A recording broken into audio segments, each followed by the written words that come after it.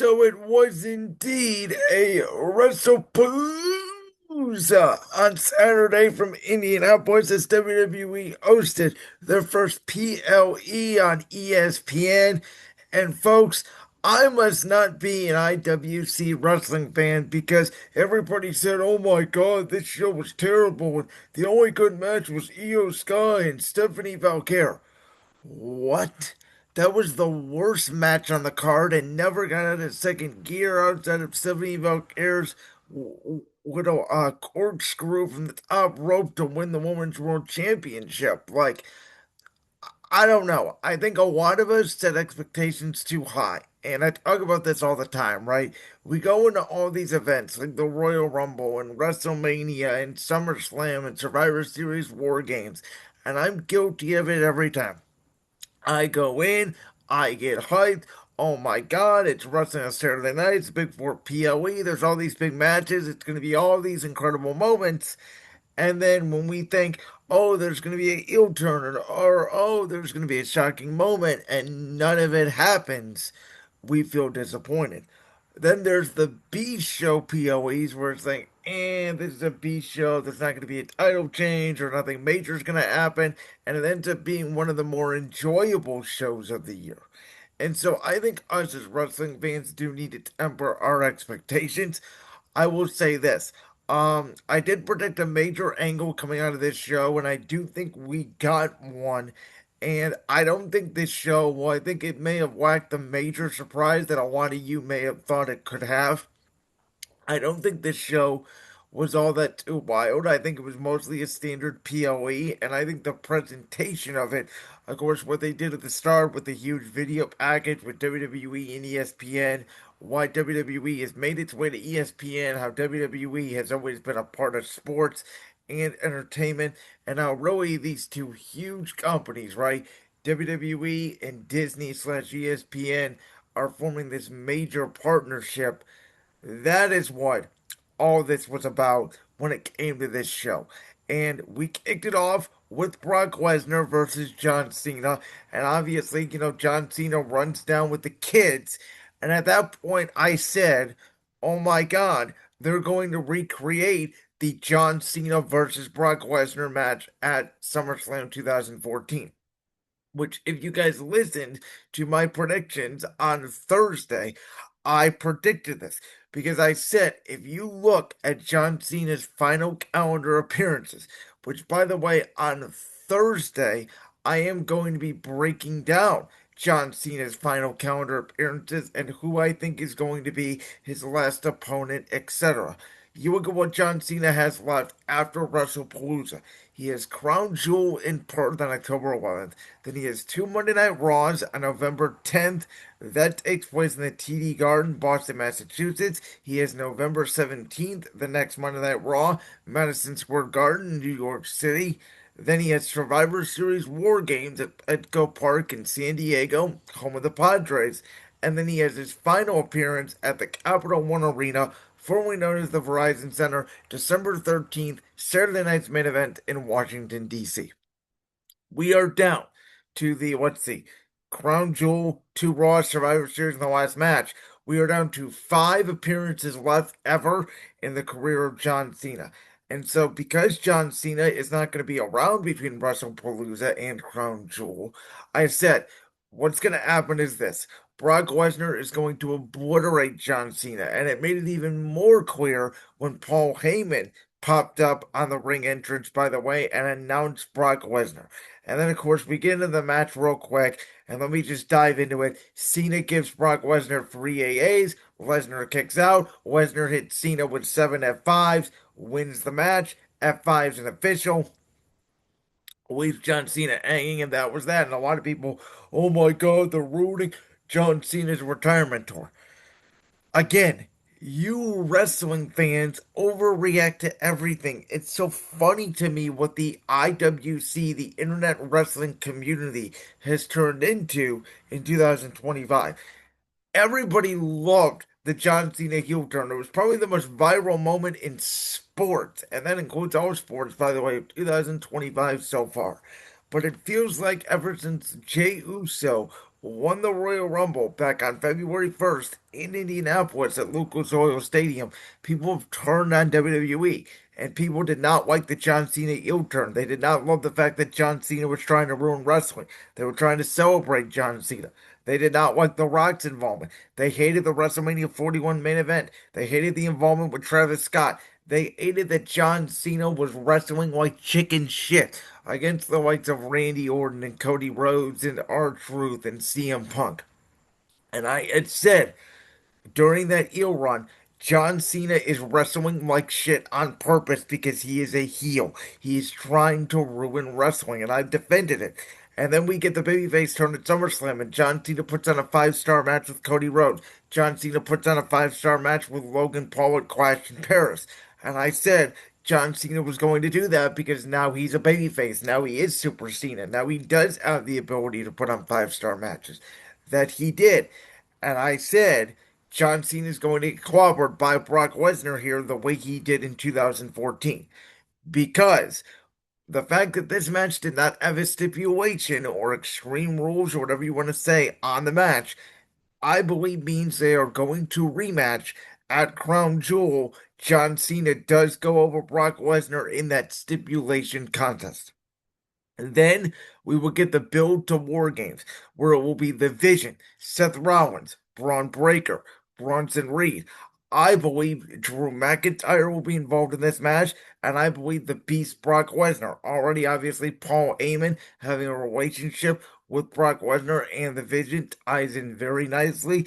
They're setting it up for John Cena, CM Punk, Cody Rhodes, the Tribal Chief Roman Reigns, and either my guess would be Jey Uso or LA Knight as that fifth competitor to go up against the Vision, Brock Lesnar, and Drew McIntyre. Cody Rhodes issues with Drew McIntyre, John Cena issues with Brock Lesnar, and then you have Roman Reigns, CM Punk, and again, either Jey Uso or LA Knight with issues with the Vision. That's how we get to our War Games men's match. Excuse me, this year. So, again, maybe it's because I predicted it. Then we got a little bit of a surprise of LA Knight being the special guest referee for the Jey and Jimmy Uso return, which they did come out using the Uso theme song, which I'm glad they did. Then obviously it turned into It's Just Me, Us, day one-ish with Jey Uso and Jimmy Uso yeeting down to the ring. They took on Braun Breaker and Bronson Reed, and I said I thought the Vision was going to go over in this match. That they did. You did obviously have an Extreme Rules component to this match where LA Knight was letting certain things go. He was not letting other things go. I thought they booked it really well. Obviously, they're booking the tensions between Jey Uso and LA Knight, which started way back before as they tried to work together at Clash in Paris to take down Seth Rollins. Jey Uso ruined that partnership in that match by turning on LA Knight and CM Punk. There was some miscommunication with Jey Uso on a dive to LA Knight. LA Knight thought he was striking him. All of a sudden, then it turns into a spear by Braun Breaker, which then leads to Breaker double spearing Jey and Jimmy Uso for a table set up in the corner. A tsunami by Bronson Reed on Jey Uso. The only part I got wrong, I thought Jimmy Uso would take the fall instead of Jey. But Bronson Reed, Braun Breaker, they do win this match. The Vision goes over. It creates more tension between LA Knight and Jey Uso. And I've been saying it. WWE is making this tease about, Jimmy Uso telling Jey that you don't have the Uafala around your neck. Jimmy telling Jey that he's acting a lot like Roman back when Roman was the ruler, the tribal chief, leading over Friday Night SmackDown. Jey Uso has been on the phone with a certain individual a lot, and we don't know who this individual is. But when somebody comes up and asks him who's on the phone, he quickly hangs up and says, "Don't worry about it." Is Jey Uso talking to Roman Reigns? We don't know. But is there a place where Jey Uso now, he saw Roman Reigns with the title and how much power that gave him and how he was abusive towards his family? Well, Jey Uso lost the World Championship clean, smack dab in the middle of the ring by passing out to Gunther on the June 9th episode of Raw in Phoenix, Arizona. Jey Uso ever since has been obsessed with getting the World Championship back? And will that obsession lead him to act like the way Roman Reigns used to act like in a potential heel turn from Jey Uso? Or you could even turn LA Knight heel, who has been constantly screwed over by the Bloodline and many others on his path to be a world champion. He's had multiple world championship matches. The one-on-one match with Roman Reigns, one-on-one match with Seth Rollins. The rest have been multi-man matches, and every time there's been some interference or disqualification to screw over LA Knight. Does he have enough of this, and does he turn heel? A lot of layers here. Then, as I mentioned, you know, Stephanie Valkyrie, she hit the devil's kiss, yippee. Io Sky would pull down the knee pad. She would hit a running bullet train attack in the corner. But on the moonsault, because she had her knee pad exposed, she would hit the corner. It would lead to Stephanie Valkyrie hitting a spiral tack like maneuver. One, two, three. Your new women's world champion resides from Chile, and she will take on Tiffany Stratton as they are going to be doing a champion versus champion crown jewel, which was previously unknown because they said it was going to take place in Saudi Arabia every year, though crown jewel was taking place in Perth. So we do know that's going to be for now. Stephanie Valkyrie versus Tiffany Stratton. We'll see if Tiffany Stratton retains the women's championship against Jade Cargill and Nia Jax on SmackDown in this triple threat match this coming Friday. I have a feeling that before Naomi left with her pregnancy, Jade was going to eventually take the title off Tiffy. Maybe not at SummerSlam, but maybe at this moment in the rematch. And we were going to get to Jade versus Naomi at this event. Though I think the Naomi pregnancy plans threw all that out the window. Now we're going to get 70 Valkyrie versus Io Sky. And again, I'm not into Io Sky. I don't see it. I think she's very small. I don't think she has very good promo speaking skills. I don't see the charismatic in her. I do see a little bit in Stephanie Valkyrie, though I do think her promo speaking skills do need to get a tiny bit better in terms of obviously the English language. I know she's from Chile. She hasn't been in WWE for a little bit over a year. It's going to take time, but obviously everybody loves a lot Primera. But I can't help but think this match was a little bit underwhelming. Again, to me, it never got out of second gear. I can't believe people were saying it's a good match. It was the match the crowd was most quiet for the night. I thought it was terrible.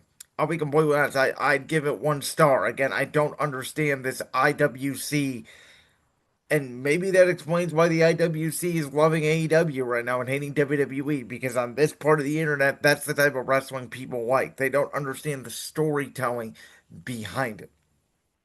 Then we get to AJ Lee and CM Punk, aka AJ Lee's husband, against Seth Rollins and Becky Lynch. The mixed tag team match was absolutely rock. To me, it was a 5 star match. It was easily, in my opinion, the best match on this show. I predicted the men to start. I predicted the woman to get the finish. I was right on that.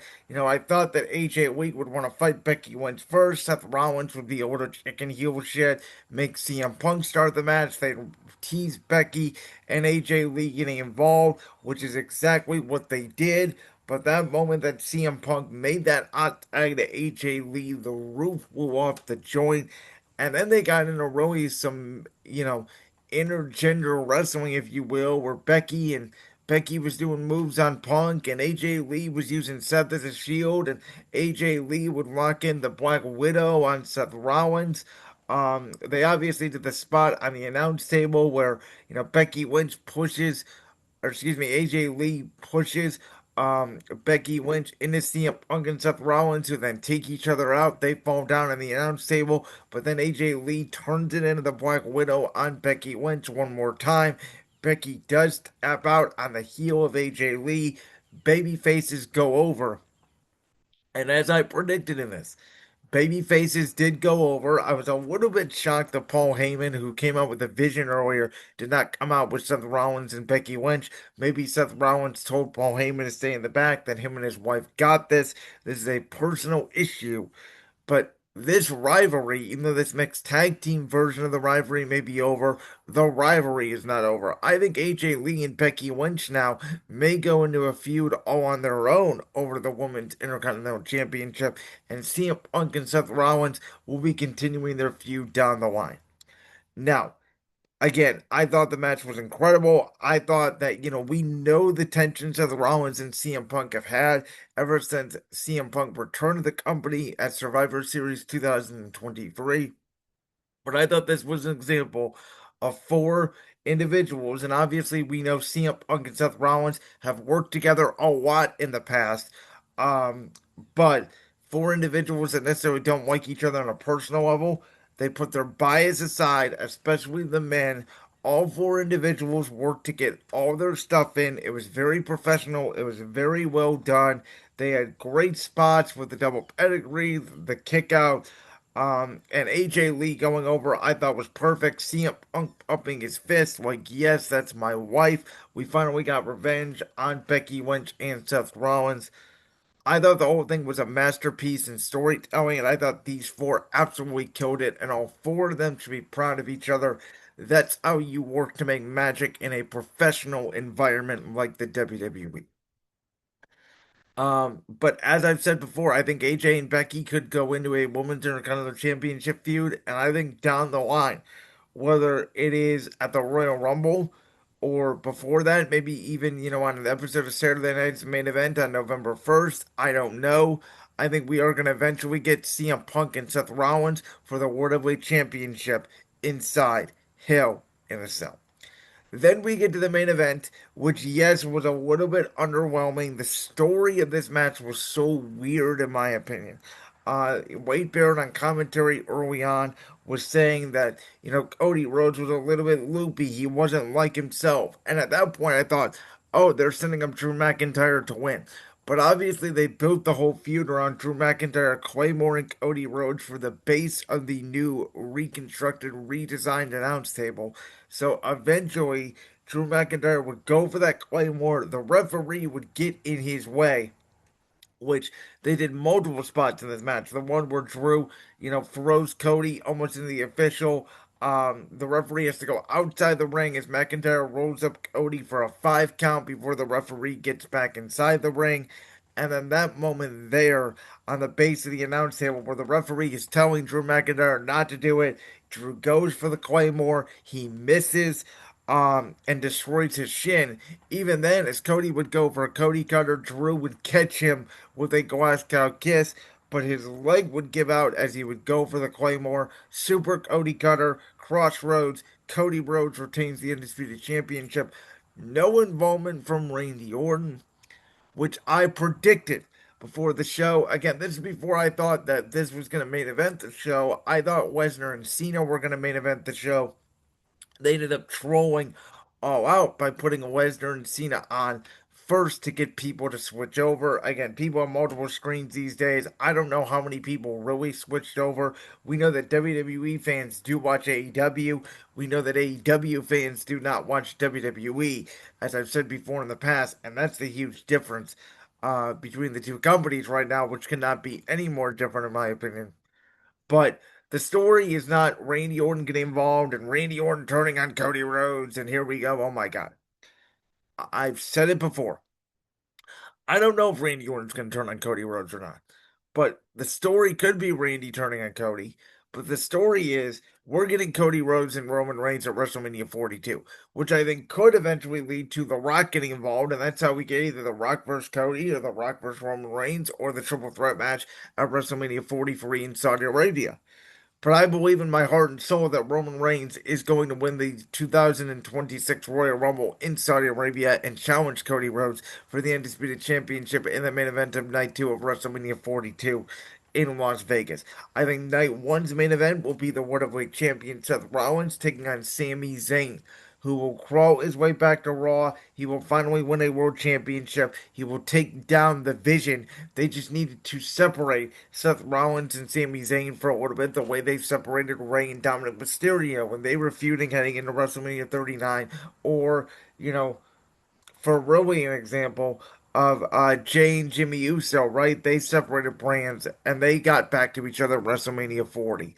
I think there needs to be a little bit of separation between Sami Zayn and Seth Rollins before they get back to that feud in early 2026. So, again, I think Cody versus Seth is setting up the War Games equation for Survivor Series. I would think that, Seth Rollins was never beaten Cody Rhodes. Remember in that feud in 2022, Cody went 3-0 against Seth. I think that's a storyline that plays out here. I think the Vision gets involved. That's what allows Seth Rollins to go over Cody Rhodes. But maybe it's Randy Orton, right? Maybe it's not Jay or LA Knight I talked about in this War Games equation. Maybe it's Randy Orton, John Cena, CM Punk, Cody Rhodes, and Roman Reigns. And I just had an epiphany right now live in the air, and I think that that makes the most sense. So, yeah, while the match itself was a little bit underwhelming, is what you AEW fans don't understand. You guys always care about the in-ring work and the five-star match and the 20 super kicks, and oh my god, it's a spot. It's not about that. And maybe WWE did a good job marketing it because they made you feel like WrestlePalooza was a big deal. They talk about hype, they talk about returns, but in the end, as I've talked about a lot, this Triple H storyline and this Triple H regime is all about long-term booking. It's all about results. And you can see where we're going forward right now with Survivor Series and where we're going forward with the Royal Rumble and where we're going forward with WrestleMania 42. It's taking you on a journey and for the ride. And again, maybe it's because I went 5 for 5 in my predictions, but I thoroughly enjoyed WrestlePalooza. Was it the greatest show on planet Earth? No, it wasn't. Did it probably go below expectations? Yeah, but overall, it was a very satisfying sports entertainment night, and I thoroughly enjoyed it. And as a WWE fan, as a casual, I thought it was a great night for professional wrestling. Like that clip from the Brand's World podcast? If so, make sure you go down there and hit that subscribe button. While you're down there hitting the subscribe button, make sure to also hit the notification bell so you never miss another upload. And make sure you check out all the other clips from the Brand's World podcast right here on YouTube.